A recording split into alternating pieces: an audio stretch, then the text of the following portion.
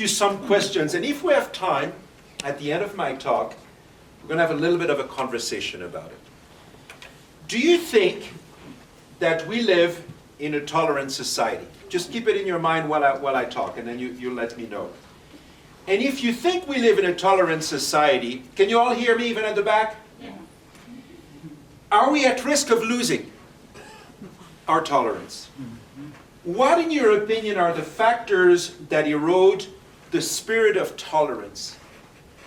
And what about the acceptance of people who intentionally spread disinformation or who intentionally offend other people's religion? Is that the price we pay for tolerance, or that's going too far? But let's begin our journey. Every society, and this is important, demands loyalty and allegiance. It is a loyalty expected towards an authority, an ethnic identity, or an orthodoxy. The ancient world of the Mediterranean, either under the Greeks or the Romans, was much too vast, too cosmopolitan, and too diverse to create an ethnic dominance. There was way too much diversity. And the diversity in religious beliefs and philosophies made the whole concept of orthodoxy completely alien to the ancient Romans and Greeks. The ancient society was profoundly tolerant of ideas and religion, but it demanded complete subjection to a defined sense of order and to authority. Christians got in trouble until the Emperor Diocletian, not so much for their faith, but for their disregard of imperial authority, which they deemed inconsistent with their faith, because you know the Roman emperors were gods, according to them. Everything changed with Emperor Constantine. And after the practice of Christianity became decriminalized, pagans, Jews, and Christians, and believers in Eastern spiritualities lived very peacefully with each other. But Constantine, to reinforce his absolute authority, while he was comfortable with the fact that there were people believing different things in his empire, he was very disturbed by the Christians themselves having huge differences among themselves. And so he called the Ecumenical Council of Nicaea in 325, the first one, so that people could resolve these differences and could produce one way acceptable to every Christian of dogma. And so little by little through Constantine, the respect for tolerance faded and orthodoxy became an obsession. Now, intolerance was cemented in different ways with the following factors. The very, very brilliant but dark St. Augustine had a huge influence on the culture of intolerance. Do you know the parable of Jesus where the king sends his servants to force people to attend the wedding that he has prepared for his son? Do you remember that parable? And Constantine says, well, that's about our church. He wants us to do the same thing. He wants us to send people and force them to come in and attend Mass with us. And so, huge influence. The influence of the Muslim conquest had a big deal because the Muslims were very tolerant of other faiths in their empire. But for the Muslims themselves, they expect complete allegiance to the teachings of Muhammad. And because they were so successful militarily, the European says there's got to be something about everybody believing the same thing. And finally, when the Roman Empire fragmented into all these little countries in Europe, it became much more easier to have one acceptable belief system for each nation. And because the ethnic and religious cultural society became much more homogeneous because it was much smaller. Relearning the art of tolerance was the work of philosophers and writers over centuries, and their tools were books. But the battlefield, or better, the laboratory of the progress towards tolerance, continued to be religion. And this is important. Because difference of opinions in philosophy, in art, in culture was considered inevitable. But when there was a difference of opinion in religion, it was considered an evil. Now, before we begin this story on how the reconquest of tolerance unfolded, I want to issue a word of caution to those of you who may be tempted to think that the phenomenon of intolerance is a religious phenomenon. Think about the French Revolution that imposed a political orthodoxy through terror. Think about the sadistic and murderous treatment of dissenters by the radically atheistic regimes of Hitler, Stalin, and Mao. Intolerance is not a religious phenomenon. Intolerance is a profoundly seductive human temptation of complete dominance over someone, including their minds. Including their minds. Many people who are taking tolerance to the next level today, what some people call receptive ecumenism, are now religious voices. Religious voices in the past were the worst persecutors. Now they tend to be the voices of much more receptiveness. I was introduced by Carrie Cole this past week to a gentleman who died recently. Can you pronounce his name? Sure, it's Thich Nhat Hanh. And he's a Buddhist monk who had incredibly breakthrough in his dialogue with the Baptists in this country, including Martin Luther King, and the Catholics, including the Pope. So beautiful vision. If we have time, we're going to go back over it. But our adventure begins in the late 17th century. During the previous 125 years, the religious wars had raged in France, England, Ireland, and Germany. In France, the war lasted 35 years, left the country in complete desolation. The 30 Years' Wars in Germany between 1618 and 1648, think about that, killed 1/3 of the population. In England, atrocities on a massive scale were committed towards prisoners especially. And think about the poor Irish. Any restraints were considered towards them, any restraints were considered unthinkable, even unnecessary. They're Irish, for God's sake. And an example, of course, of that is the horrific that still brings shivers in the back of Irish necks, the massacre of the entire town of Drogheda in 1649 by Oliver Cromwell, one of the darkest period in persecution history. But on the other hand, that was committed by Calvinists or Puritans against the Irish Catholics. But the Catholics of Paris, in a night that they call euphemistically the Night of St. Bartholomew, systematically, in August 1572, killed every Protestant living in Paris and the neighborhood. By the late 17th century, there was a change in mentality. Followers in different religions surely could come to learn to live together. And so began the search for what was then called toleration. Religious tolerance is widely viewed by scholars as the great achievement of the Age of Enlightenment, 1680 to 1790. The brilliant English historian William Leakey wrote in the 19th century, in order to understand the history of religious liberty, there are two different series of facts that you need to understand. There is a succession of intellectual changes which destroy the conceptions of persecution, and then a succession of political events which are the consequences of these changes. So you have an intellectual perception that changes, and then you have the political ramifications from it. It is tempting to tell this history with an emphasis on ideas, mostly.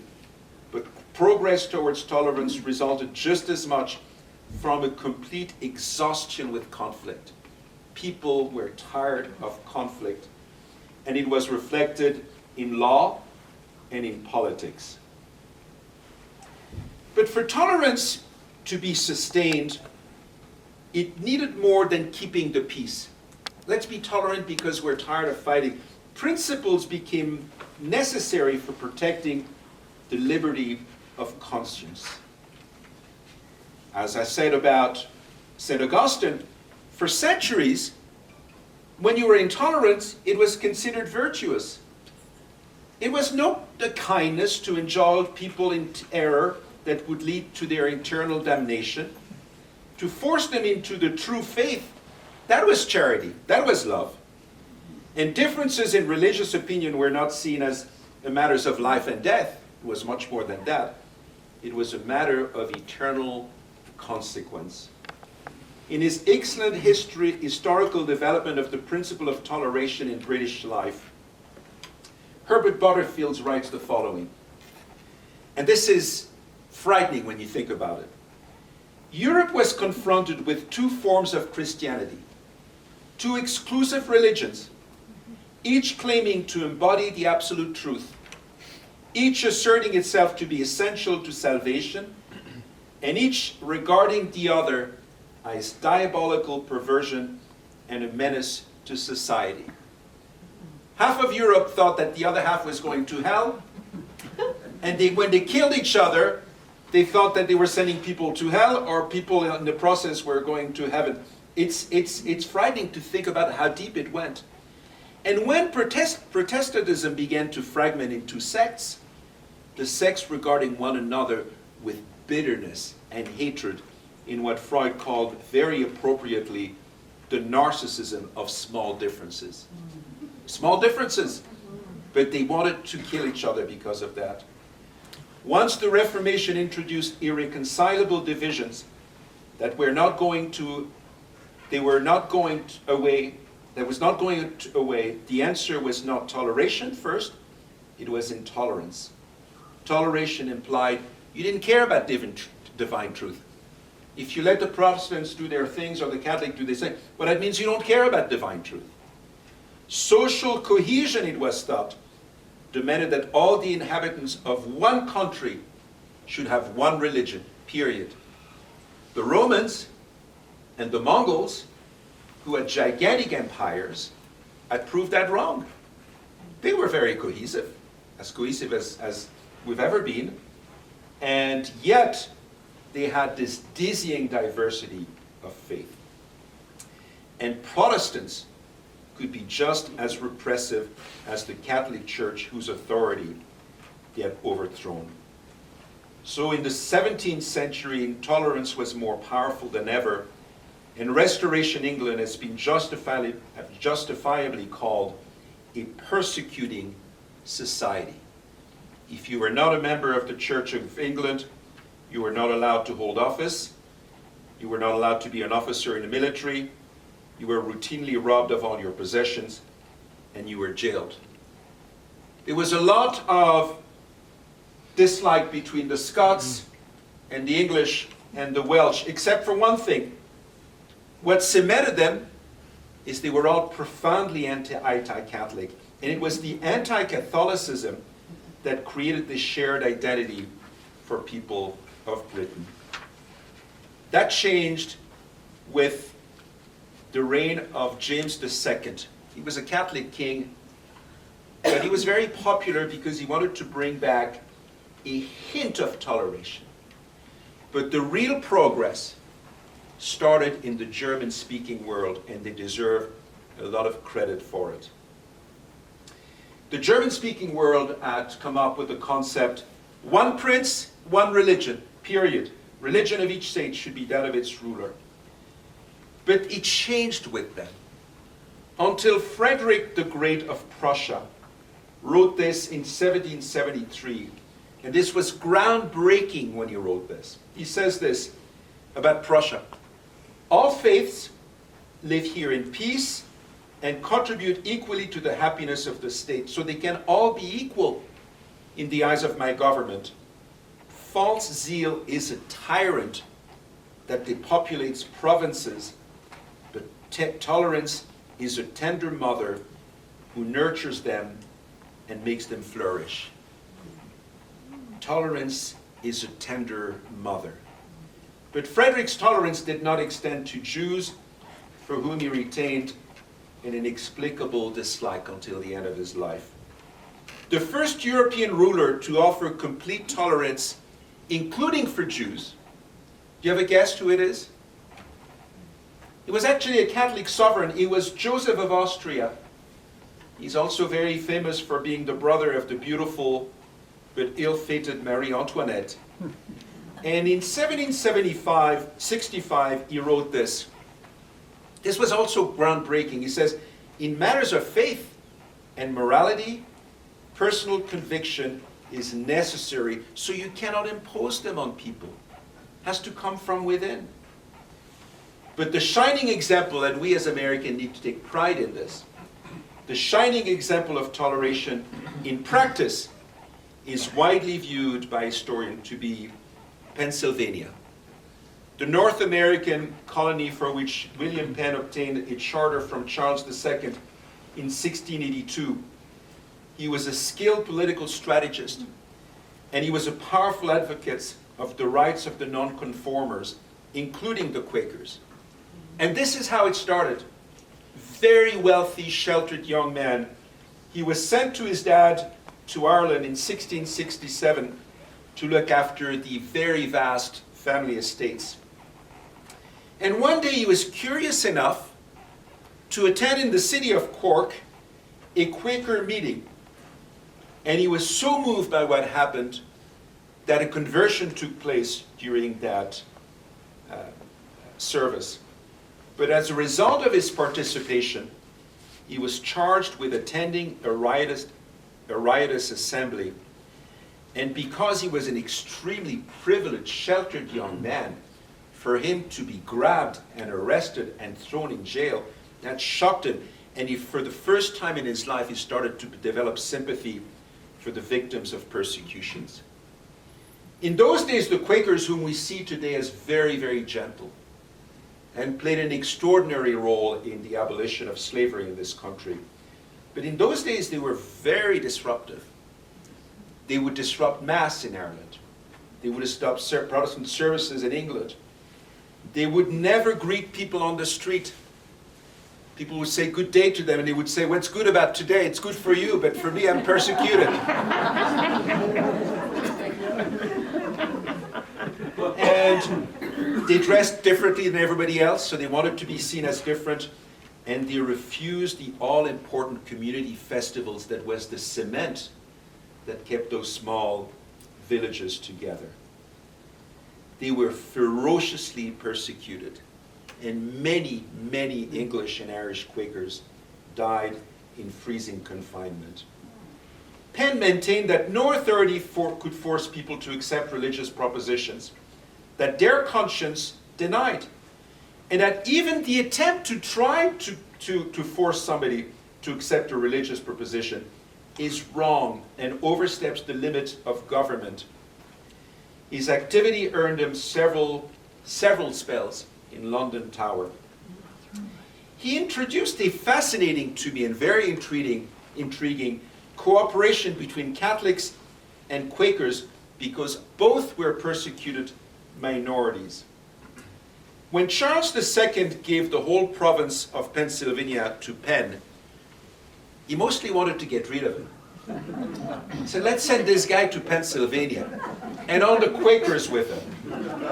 And so they left, and he wrote this beautiful charter which he calls the Holy Experiment. And he writes this about his holy experiment. He says, all persons living in this province shall in no way be molested or prejudiced for their religious persuasion or practice in matters of faith or worship, nor shall they be compelled at any time to frequent any religious worship. And most shocking of all, It included the Catholics, but not the atheists. A crucial argument for toleration was that conscience cannot be forced. A clergyman or a person in authority or a magistrate cannot shape anyone's soul by force, even if he has good intention. John Locke wrote, "No way whatsoever that I shall walk in against the dictates of my conscience. You can force me to do it. It's not going to work. I'm not going to do it." Erasmus had a different approach. We started with his beautiful quote. He says, "To use force was just wrong because it was contrary to Christian love." He said to his readers, "Treat those whom you consider to be in error with the same loving kindness that God has for you." But Locke still assumed that toleration was something undesirable in principle. It would be better if people could agree, but since they cannot agree, let's tolerate that. But ideally, he still thought, it should still be a single church for a single state. Locke's toleration, of course, had limits. He never included the Catholics because he thought that they owed the allegiance to a pope whom he called the foreign prince.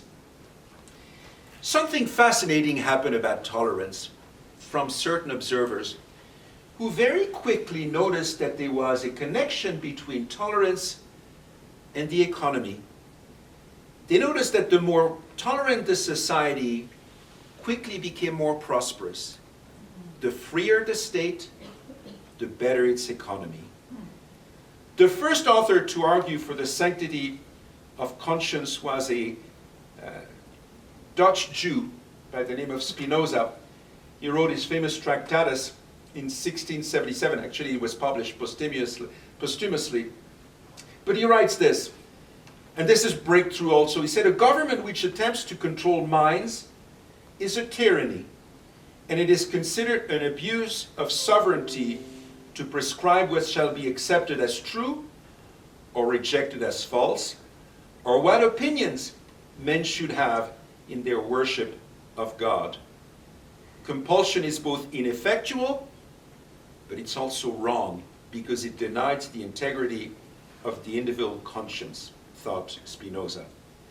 And with very, very few exceptions, most thinkers assumed that toleration meant putting up, but reluctantly, with people whose religious views were different than yours.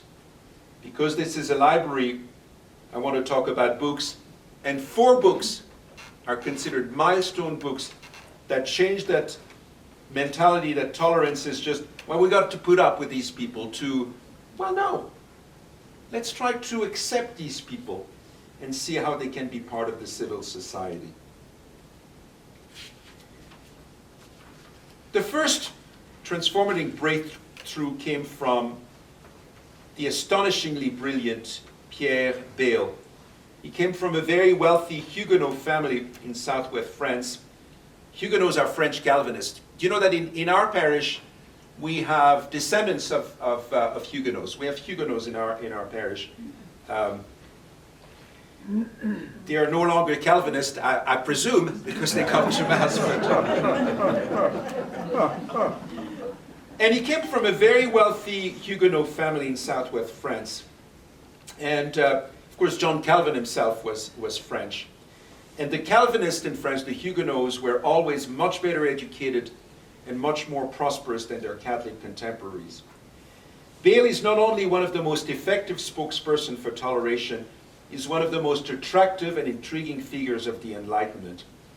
He studied like Voltaire at a Jesuit college, and which took Protestant students, and like Voltaire, he received an excellent education.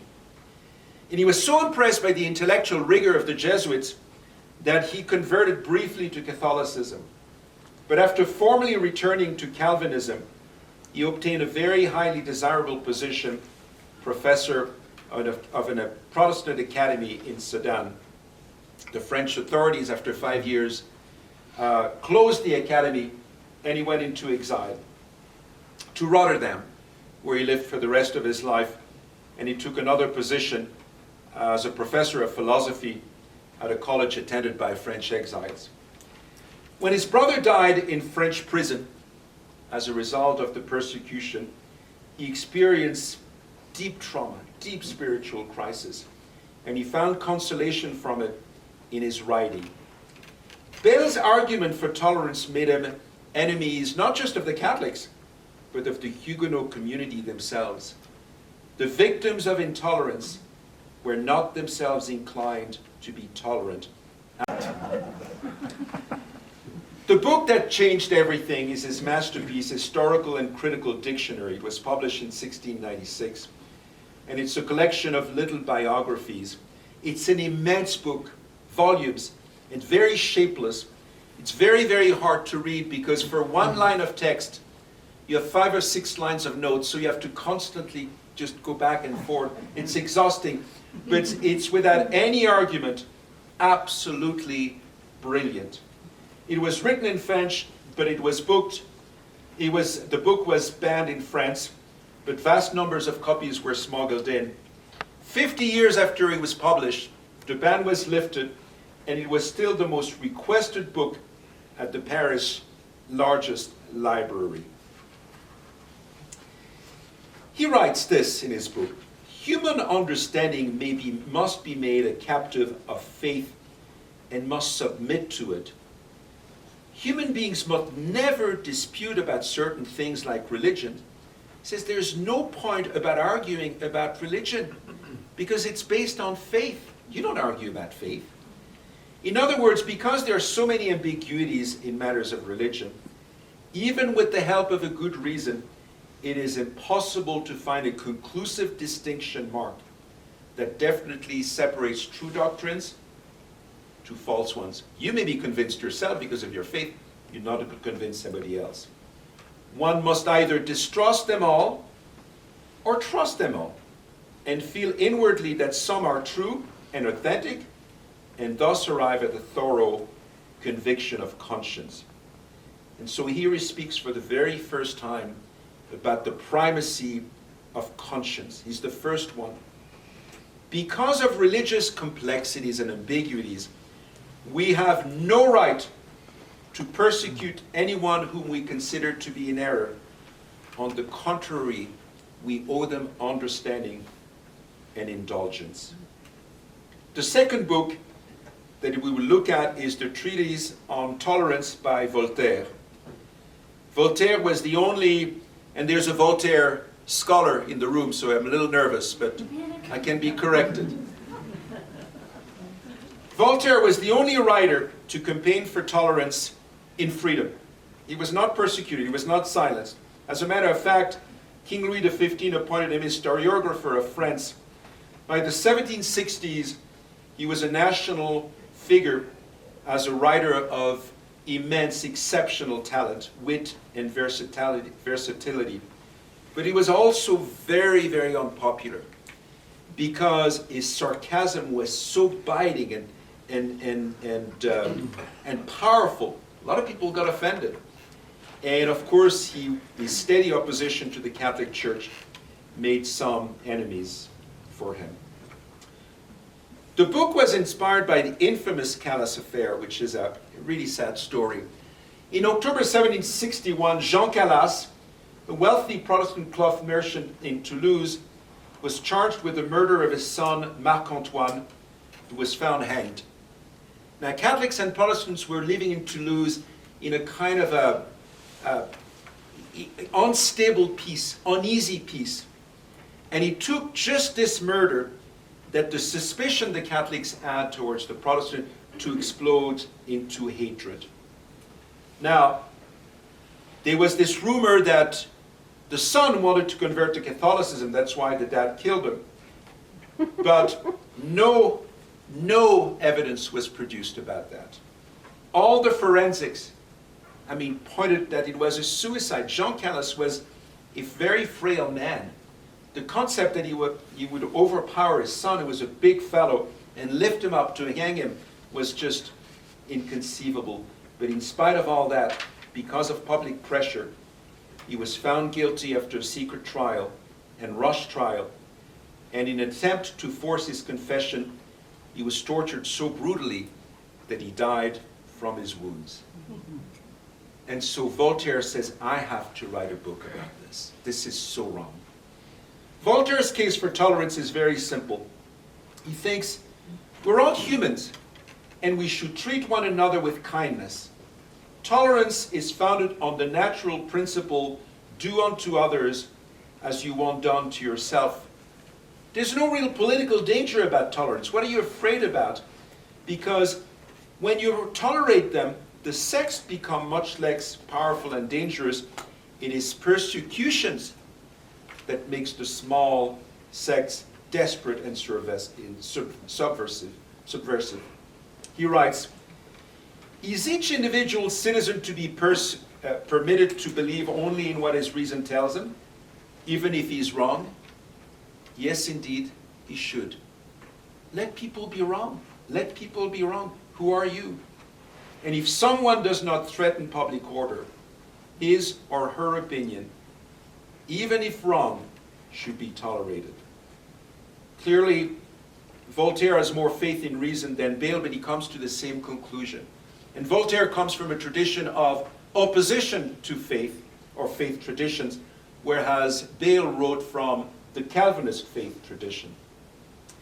And now, I have to point something about Voltaire which I find fascinating, is that he thought very, very highly and wrote very, very well about the New Testament because he acknowledged that there was a profound humanity shown by Jesus.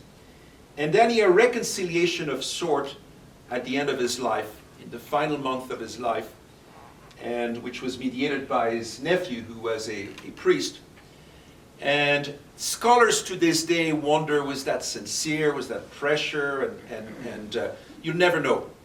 But I have to tell you, I have seen a lot of deathbed reconciliations in my life, a lot more than Voltaire scholars. And I've never seen one where I doubted sincerity, where I thought, where is that coming from? If they do it, there's an element of sincerity. So thinking about Voltaire, it was not a fully orthodox reconciliation, but it was a sincere reconciliation, in my opinion, from my perspective. And most reconciliations that I do today, I did one last Saturday, just an hour before a person died. And it's never 100% orthodox, but it's always, in my experience, sincere. The powerful defense of tolerance written by Voltaire did not lead to any changes in the law, but it completely transformed the attitudes, and Protestants finally started to be treated much more decently. It also inspired the King's Court to order a new trial for Jean Calas, and he was rehabilitated. Voltaire was profoundly optimistic about tolerance, and he believed that once conquered, it would never again be lost. But the events of the French Revolution and the defining tragedies of the 20th century proved him naive and, very sadly, wrong. For the next two books, we're leaving France, and I'd like to take you to Germany. And after we consider two philosophers, let's look at two poets. Gotthold Lessing is a key figure in German Enlightenment. Like Bayle, he is very witty and enigmatic writer. He studied theology because his father was a minister, but his great love was the theater, was drama. Unlike in France, at the same time, it was impossible in Germany to make your living as a writer. So Lessing took a multitude of jobs: journalist, theater critic, secretary to a Prussian general, and finally he found financial security working for the Duke of Brunswick as librarian in charge of the library of Wolfenbüttel. It was the first time in my life that I read that working in a library is the key to financial security.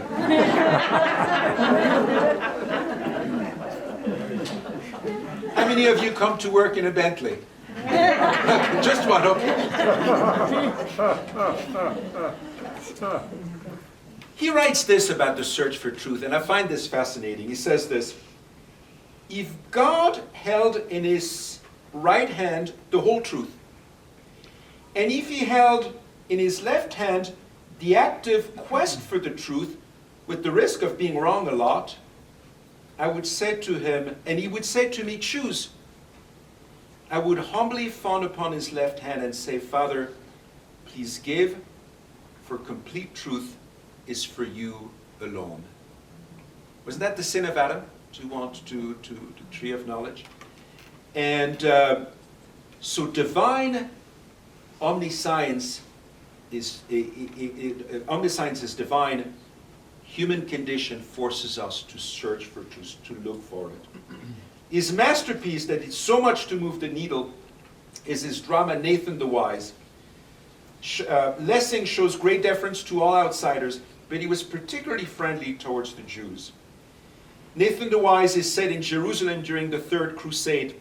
The Third Crusade is the most famous crusade after the First Crusade. It's the crusade of Richard the Lionheart and the great warrior Saladin, that the great clash.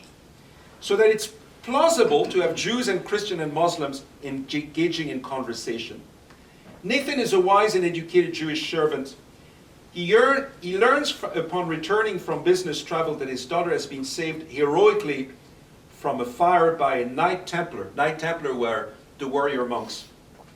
Although the Templar is initially dismissive of the Jew's gratitude, he's a Jew, he's eventually won over by Nathan's honesty and intelligence, and so they resolve to be friends, agreeing that good people can be found among every nation and that what truly counts is the quality of humanity.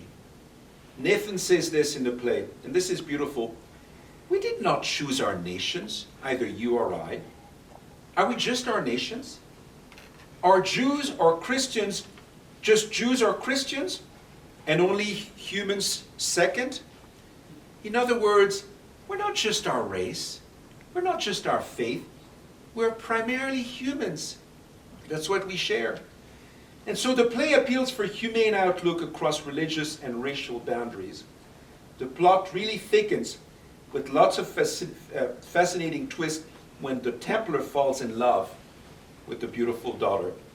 And there's even a fascinating encounter between Nathan and Saladin, but you will have to read the play. It's really, really well composed.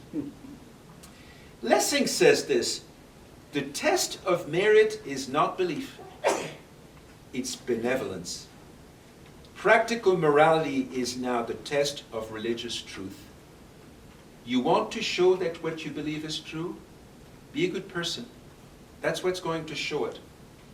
Some commentators thought that Nathan the Wise went way beyond tolerance, and he started to imagine what we're living in this country, that religious differences do not matter at all to society. Our last book was written in the city of Frankfurt, and by Johann Wolfgang Goethe, and born in a patrician elite. And in Frankfurt, there was kind of this relatively relaxed attitude towards religious differences. It was nominally Lutheran, but there were a whole lot of Catholics there, and they were very highly visible.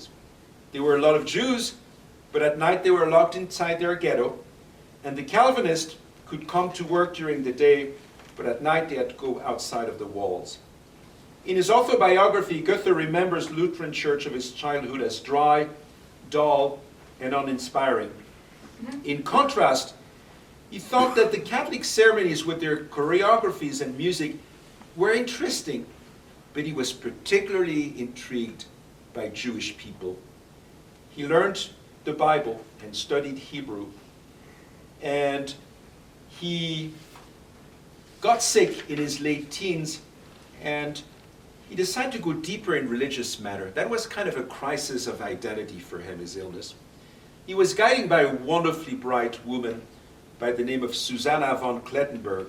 And she was a pietist, a very open-minded pietist. Pietists distinguished themselves from other Lutherans by cultivating an emotional and deeply spiritual relationship to God. And so with her, she introduced him to the seminal book by Gottfried Arnold with the title Non-Partisan History of the Church and Heretics. Arnold interprets the history of the church very simply. It's a steady decline from the purity of the past, of the early Christianity, the Acts of the Apostles, and it declines. up to this time. He laments the disputes, the conflicts, the fights that caused devastation and indescribable suffering among the Christians. And so we now arrive at our fourth and final book that turned the page on tolerance. And it's the masterpiece Goethe's play Egmont, written in 1775. The setting is the Netherlands in 1566. It was then under Spanish rule. And Calvinism is spreading very, very fast. And the Calvinists are violent iconoclasts. They were like that in Geneva. They were like that in the Netherlands. And so they attacked churches and they destroyed the artwork. All the political figures of the play, the regent, the general, the Duke of Alva, who's very sinister, and the very popular Dutch leader, Count Egmont, agree that these disturbances arising from religious diversity, they have to stop. They cannot be tolerated. But no one has a clue how to do it. Egmont exhorts the people of Holland to return to their traditional Catholic faith. He has zero success. Finally, the Duke of Alva says, let me handle it. And he launches a bloody repression that only succeeds in making the Calvinist movement stronger than it was before. There's just one voice for tolerance in the play, but it's the important one. It's the pragmatic Machiavel, who argues that a policy of moderation will drive a wedge between the violent and the moderate Calvinist. And once we're able to isolate the extremist margin, the vast majority of moderate Calvinists will be able to be integrated into civil society. That's exactly what happened in the Netherlands. That's exactly what happened in the Netherlands. Goethe's position is this: God's love is unfathomable. We cannot set bounds to us. It is not us to decide who is blessed by God's love and who is not. The most famous passage of Egmont is the following. In joy, and it's beautiful. It became an anthem of the Romantic movement. In joy and in sorrow, be thoughtful. Long and fearful in suspended pain, rejoicing to heaven, grieving to death. Blessed alone is the soul that loves. Blessed alone is the soul that loves. Tolerance of religion does not mean indifference to religions. It means lovingly accepting each individual's chosen spiritual path. With Goethe, for the first time, the reluctance implied in toleration has finally been removed and has evolved into loving acceptance. After the French Revolution, tolerating different beliefs as a political necessity became insufficient. People wanted more. Tolerance had to grow into a positive acceptance of other belief systems. Tolerance meant you celebrate human dignity. The great Kant wrote, "A prince who does not consider it his duty in religious matters to prescribe anything to his people, but who allows them complete freedom, a priest who thus declines to accept the presumptuous title of tolerant, is himself enlightened."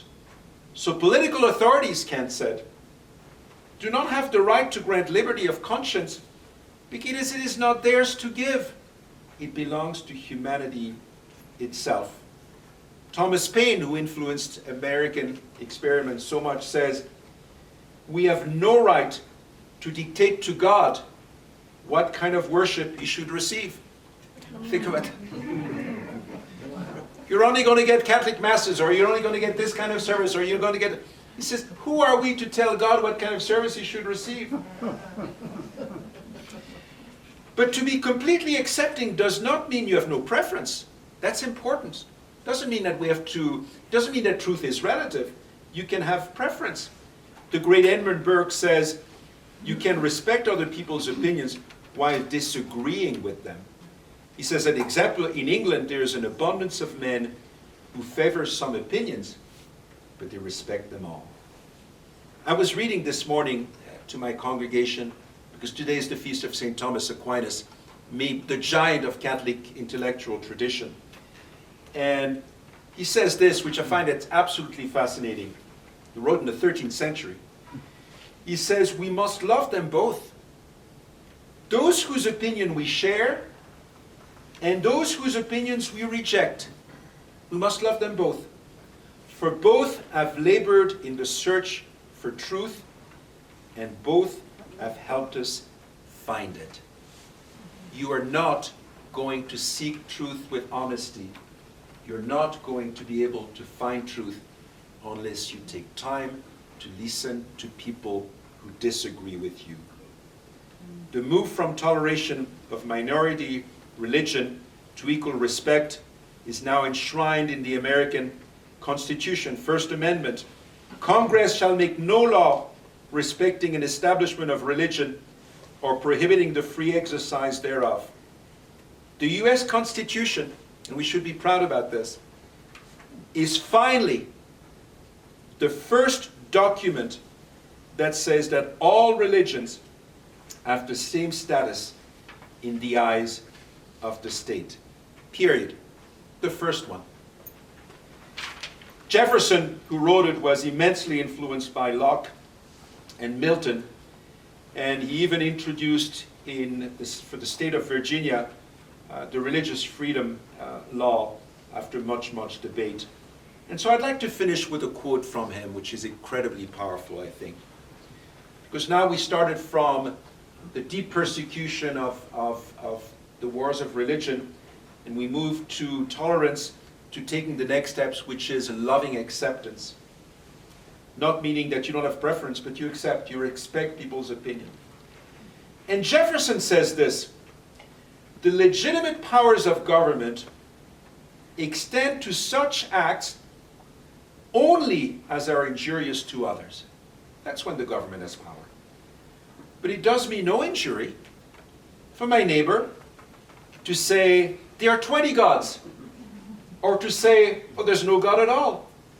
It neither picks my pocket nor breaks my leg.